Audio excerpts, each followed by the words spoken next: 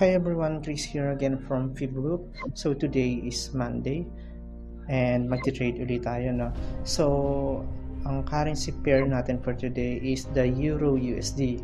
Right? So our technical analysis for this particular trade is, bababa si Euro USD for a pullback and then tsaka siya uli tataas. So what we're going to do is isi-sell natin yung pagbaba ng market, which is yung pullback na tinatawag natin, no? I-take advantage natin yung pagbaba niya, and then kapag nag-pullback na siya at nakitaan na natin ang reversal, nakitaan na natin ang probability na mag-shoot up na uli yung market or mag-trend continuation na siya. So ititipin natin yung sell natin and then magre-reverse tayo ng trade, magbabay tayo. So that is the main trade, no? Yun yung main trade natin for today. So i-check muna natin yung mga time frame para malaman natin kung dapat na ba tayong mag-sell.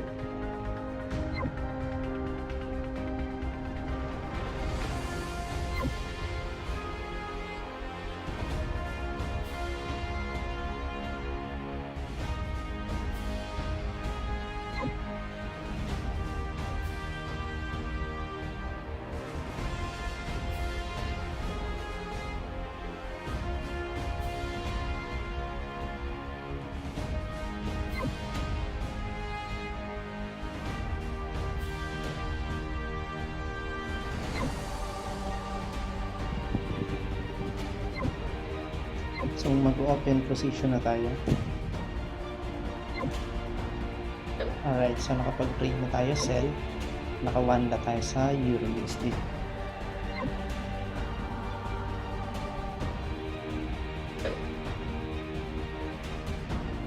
Okay, so nilagyan natin siya ng stop loss.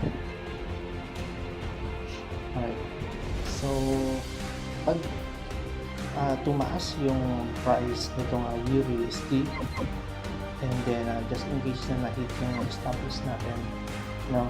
So magre-reverse tayo agad ng trade, so we will consider this selling position as loss just in case na hindi mangyari yung in-expect natin na bababa siya, right? So i-reverse natin kapag na-hit yung stop loss natin, then ibabay na lang ulit natin siya agad ng mas maaga.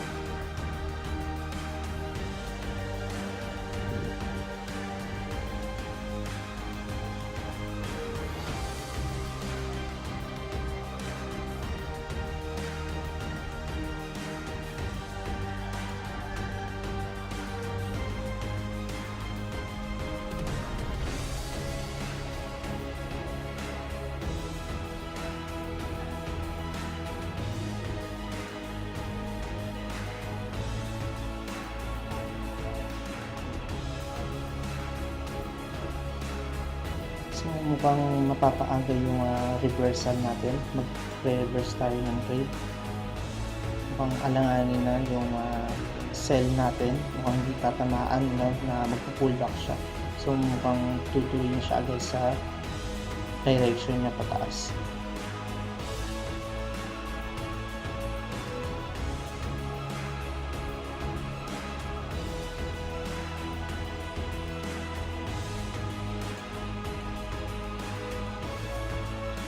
Meron na siyang significant candlestick. Okay, so i-close na lang natin siya, then magre-reverse tayo since alanganin na yung sell natin na bababa siya. So mukhang tutuloy na siya pataas since hindi naman talaga yung in-expect natin na price movement niya na mag-shoot up siya.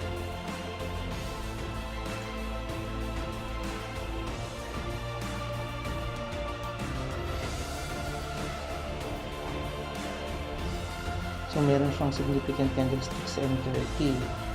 Okay, so yung loss natin sa sell is $37. Yun yung naging loss natin kanina sa sell natin. So alanganin siya, then meron significant candlestick sa M30 sa support. Tapos nasisimula siyang tumaas. Plus tinamaan yun naman yung PMA natin, yung white na moving average. So most probably tutuloy na naman siya pataas. So magta-trend continuation, kaya nag-reverse na agad tayo.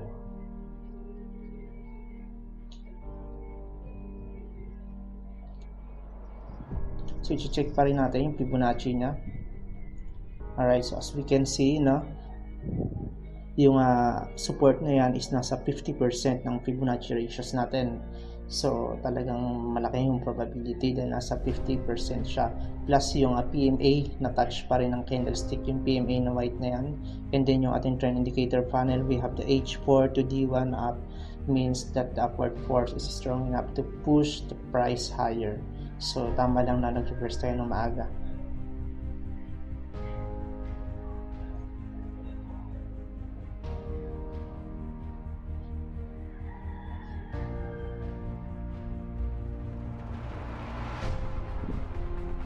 Alright, so nag-work naman yung trade natin. Meron tayong $97 profit. So ang loss is 37. So babawiin pa natin yung 37 na yun mamaya. So antayin lang natin, tataas pa yan. We believe na tataas yan. Think positive lang, tataas yan.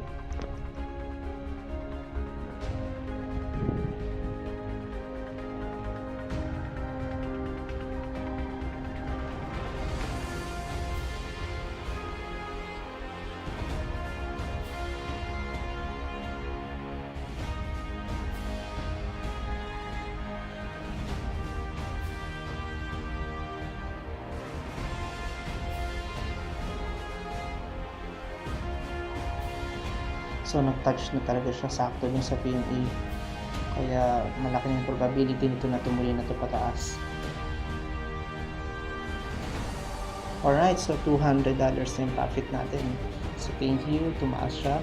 Then nag-work na naman yung analysis natin. Tama na naman yung analysis natin for today. So antay lang, no? Mukhang mas tataas pa to. Tingnan natin kung anong mangyari sa market. Pero lalagyan natin siya ng stop loss agad dahil meron tayong talo. So stop loss natin is $50, meaning na just in case na ma-reverse uli yung market, bumaba siya. So meron pa rin tayong profit na $50. So mako-cover up pa rin yung loss natin kanina na $30 na talo natin. Mako-cover up pa rin siya. Meron pa rin tayong panalo na kahit ng mga $20. So okay na yun, no? Na naka-break even lang tayo. And then at the same time, meron pa rin tayong profit kahit na papano.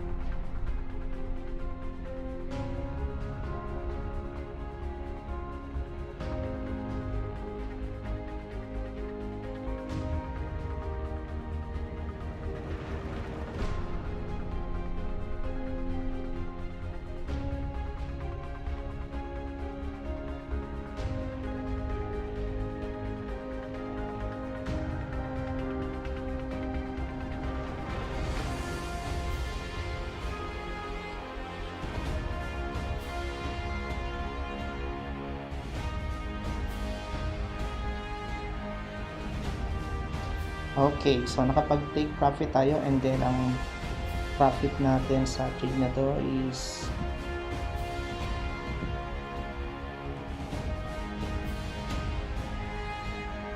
276. Na-cover up na natin yung $37 plus. So, kumita tayo ng $313, pero meron tayong loss na 37 kanina.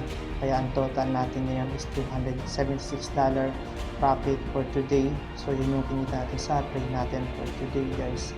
Alright, so thank you again for watching this video, and I hope na natuto tayo kung paano tayo mag-trade, paano natin na-handle yung mga losses natin emotionally, anong ginagawa natin. So, stay tuned lang, and then see you on the next video. Bye!